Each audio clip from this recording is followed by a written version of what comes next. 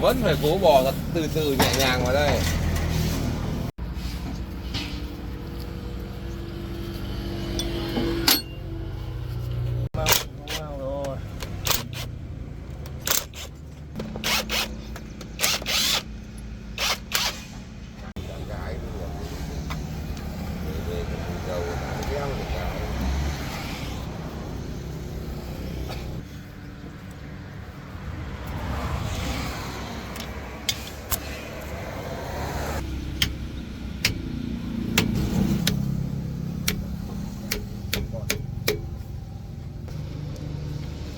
Đứt một con rồi, hôm qua về đến đây nó mới dụng hết này.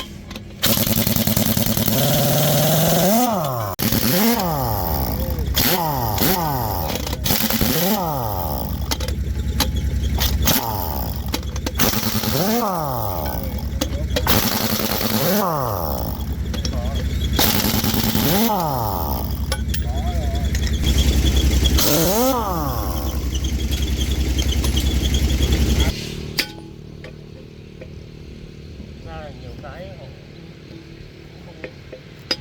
không nắm bắt được hết. Mấy thằng thợ na hang ấy, nhà nó còn mang cái kẹp còn chán.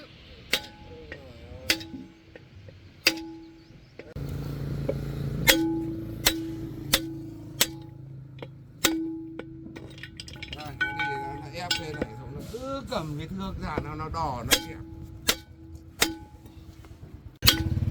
Có đi chỗ khác đi, ôi đồng quá. Mẹ có mỗi đĩa ốc thì ông nào cũng đến. Còn mới ngó thì kêu ốc này kêu thì sướng rồi. Ốc lá chanh, mẻ lá chanh thì nhất thì.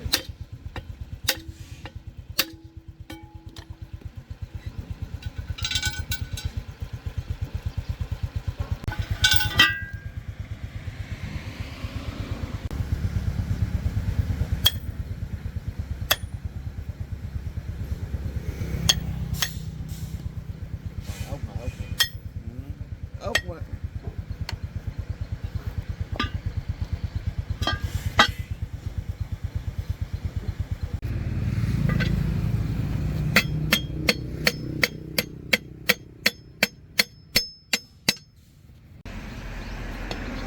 Lên rồi.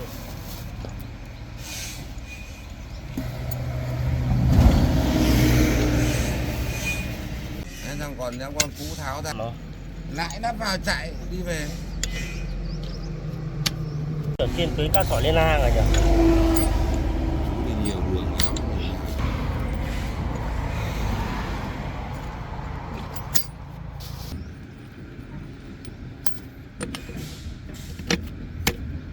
Đấy, con ngắn đây là nó đẹp.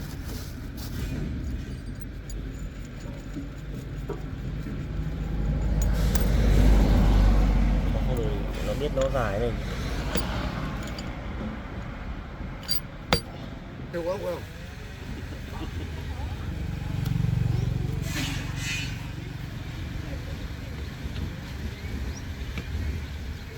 Ra đây.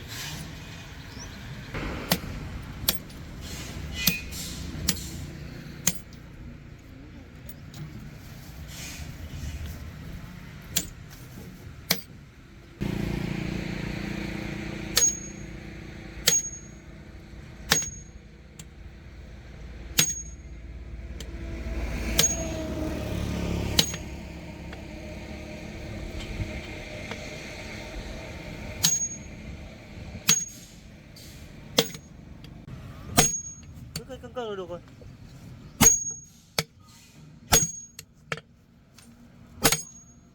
Thì chắc vào ông cháu. Nó mà trượt búa vào mặt là tan mặt đấy. Không đấy không chịu khóc đâu.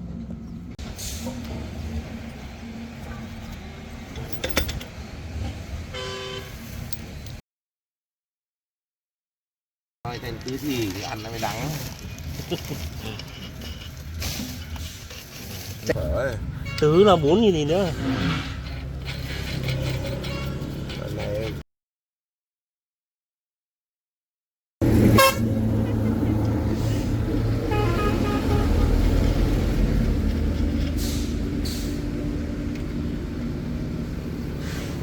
Ôi nhà chú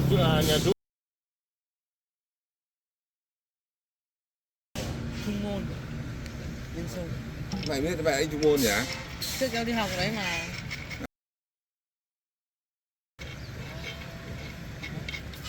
học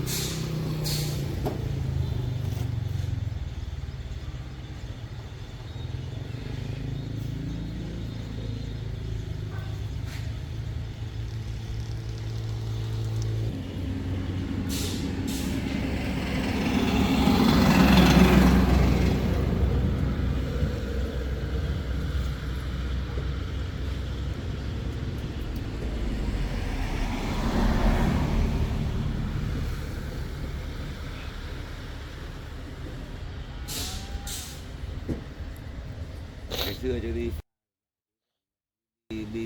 nó mói được cái loại mà ốc tắc kê sau của nó cái mịn đâu. Này chú còn mói được gen thô thì chú lắp không à. xưa lái xe đỉnh cao chế cháo đồ các kiểu.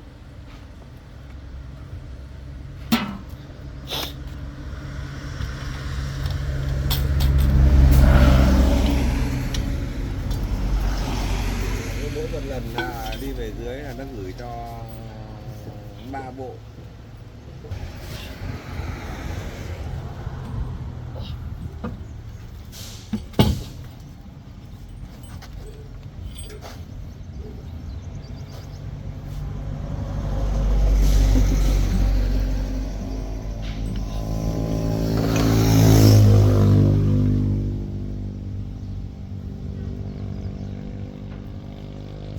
Tí đi qua xong rồi để cháu bắt lại con ấy nhá, cháu chít lại keo nhá. Này vội quá, mắt nhắm mắt mở là té đi.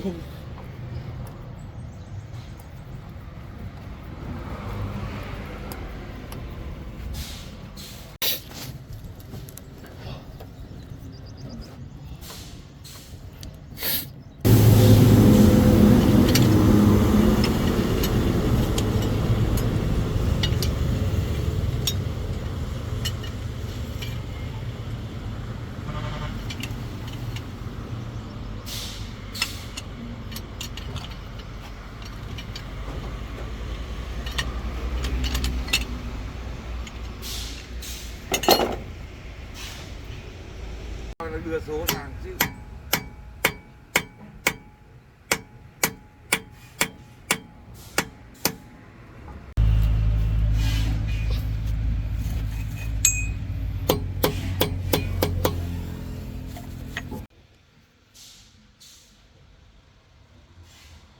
Này có con ốc 8 xiên này dài, xiên phát bắt.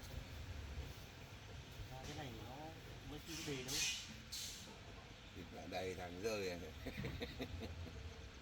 Chắc là họ không chốt được rồi.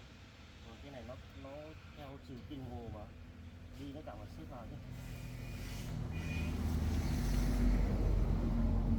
Đây nó rơi rồi. Rơi thì cho đấy trường hợp là nó không vỡ cái đi này này.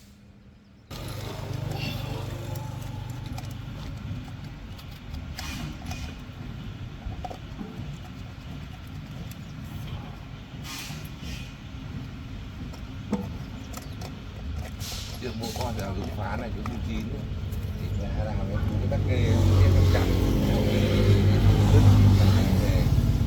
mẹ chú nhảy xe chú về chú bắt thì mẹ mày lên mày làm về nó bảo mai con đầu buổi thì mẹ mày có đi không thì mẹ mày lên làm Không bận tắc kê à? à.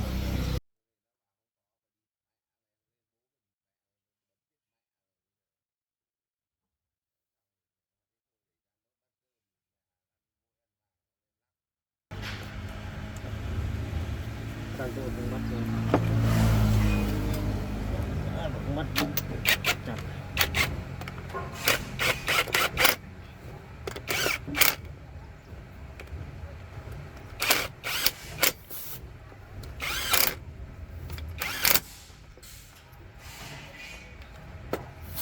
Tắc kê pha thì nó có 8 con nữa, nó 10 đâu nó đi 12 rồi.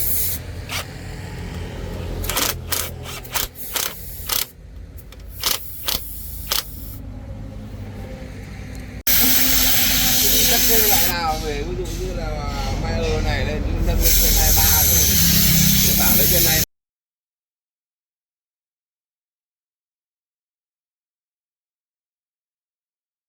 đi về lấy ông khác. Mình bảo rồi gì? Bảo chứ dặn chứ lấy con nào chú, bởi vì xe của chú đi chú con nào chú làm nào chú biết chứ không biết.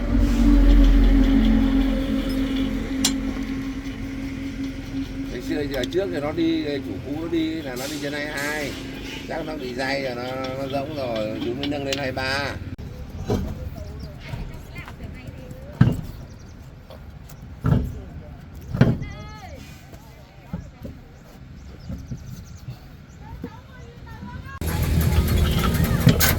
Alo.